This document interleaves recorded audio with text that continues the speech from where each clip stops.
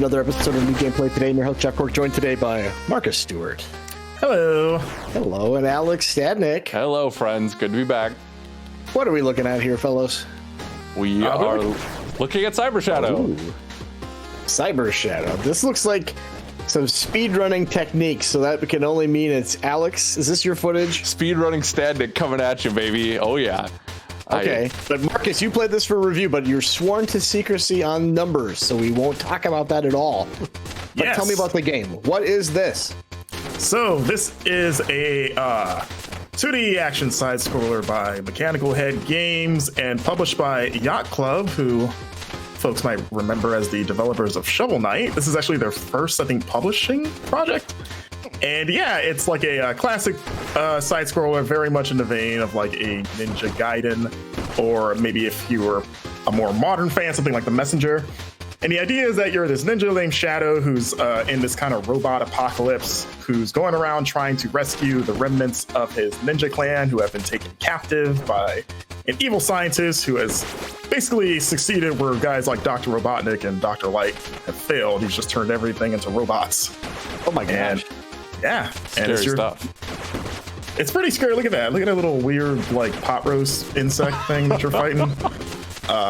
Don't want any of those. So Shadow's going around cutting them down while this also rescue his master, who's kind of like at the key of kind of the grander story here.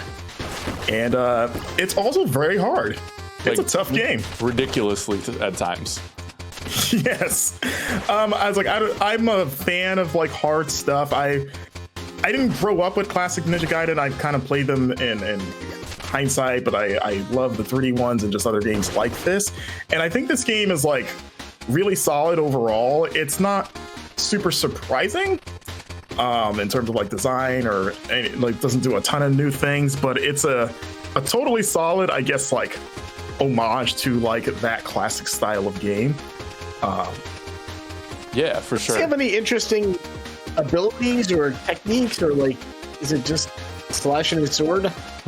For the most part, Alex, it's like you just increased your health there. I would say, yeah. Go ahead, Marcus. Yeah. Oh, so you're going around like collecting items like that, like increasing your mana and your health. You can get little sidearms through the checkpoints. And actually, the checkpoint system itself is kind of interesting, where there aren't a ton of them in the game, but when you do find one, you have the option to spend the currency that you're collecting. There are those little like yellow diamond things that drop occasionally. And at every checkpoint, you can have the option to buy either health or mana, as well as like a specific item drop. And the different items are things like shields or turrets, or like, I think one of the coolest and most unique ones is like, I think it's called the Swag Blade. And it's this little like rotating, spinning knife that kind of controls like a yo-yo, and it swings on its own and you have to hit it to kind of send it flying at enemies. But when you spend your money to buy one of those, they're permanently unlocked at that specific checkpoint forever. Okay. Which is a pretty interesting system. Like early on, I don't know if you had this, Alex, but I was like, oh, okay, this is actually pretty easy because it's pretty easy to accumulate a bunch of money. So I would just buy everything at every checkpoint, but the game picks up in difficulty pretty quick. I think by stage 2, actually, Yeah. I was dying like nonstop. Yeah, most definitely. I definitely found that I was actually prioritizing always buying the health, and then one of the gadgets that, like you talked about, like the Swag Blade, or I really like, and I'm blanking on the name of it, but there's an ability that kind of creates a shield around you that you can either use as like a giant blast that cuts through enemies in the environment, or you can use it as a shield, and it has a little recharge, but I really value it. Leaf Man, you're thinking of. Exactly, correct. Yeah. Yeah, and I think some of the weapons are cool. I'm not a fan of all of them. Some of them feel a little bit more like impotent to me. Like the turret is one just because you can't really control it. It kind of like charges up on its own, and you kind of have to, like, the timing in terms of like how you fire it, because I think you like swing your sword and it shoots. It doesn't feel as precise, or just like, it doesn't feel like you have the control that you would want with it. So it just kind of feels like you're just flailing and hoping that it fires and that it hits whatever's in front of it. Definitely. The shield is a bit of that to a degree for me, though I like that one better, but it's a similar thing, because when you fire the shield, So like I was a little hit and miss on some of the items just because of that, and it kind of made spending the money to get them a little more like I guess disappointing.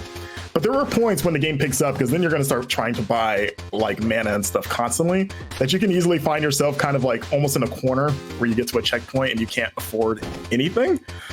And then the game can occasionally turn into a bit of a group where you really have to kind of maybe backtrack a bit and maybe kill some enemies or hit some of the like weird candle things to get more currency. You can see there like an item, the swag blade 50. Oh, you got money. Yeah. Oh, you got 200. Oh, yeah. Yeah, you're balling right now. That won't last. This is, I guess we should say, this is level 3 that we're showing off right now. Out of 10, correct? Yeah, 10 total. Yeah. So like a point of clarification, that it's Woodman. He has a leaf shield. I just want to make sure that for accuracy's sake. Thank you. You got my Mega Man history correct. Yeah, you could Carry on. Comments screaming at you. So I'm glad you get a look at the swag blade here, because it's like I think the most unique weapon there. Just like you're pretty okay at using it. Look at you there. Thank you. You can kind of jump to kind of like treat it like a rubber band to make it go up. For sure. Oh, it's interesting. It did get frustrating sometimes though, because there's certain points coming up here where there's like different traversal that sections that you need to do, right? But some of it requires you jumping onto enemies in midair. So if you had the swag blade, for instance, it would destroy them before you could land on it, and then just compound your frustration and start you over again. So the design of this game is very devious, and they delight in the insidiousness of making sure there's an enemy basically every point where you can fall to. Exactly. It's got, and it does the Ninja Gaiden thing of like the always in the back. So like you'll jump in midair, get hit, and it pushes you back just enough to send you into like a well-placed pit, and then you throw your controller. Yeah. Oh, wow. And I just realized I'm busy then, unfortunately. Dang it. I'd like to play this. Oh, no. Dang it. The heavy release schedule's getting in your way. Yeah. Yeah, and the game, it's pretty fun. Like I said, like I wasn't too blown away by anything in terms of like surprises, but like it does what it like does well enough. I think it does get a little bit too overboard towards like maybe the back half. Like the difficulty spikes even in the second chapter, but I think once you get to like the middle section, things get a little hairy and infuriating.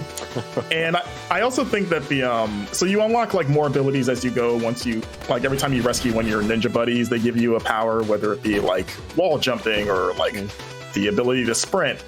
And some of those abilities are helpful, but I also wish you kind of got them earlier, because in the beginning of the game, all you can kind of do is jump and slash, which is fine. But I just, maybe because I'm a fan of like faster paced games, like it's kind of like the difference between like Mega Man X and classic Mega Man of like, I wish I could just kind of like run and jump and, you know, do things quicker than the game kind of allows you to. For sure. I think it maybe takes a little bit too long to give you some of that good stuff, and that requires having to have a lot of patience to get to that point. Yeah. Especially the wall jump. I thought the game opened up considerably once I got that piece of it.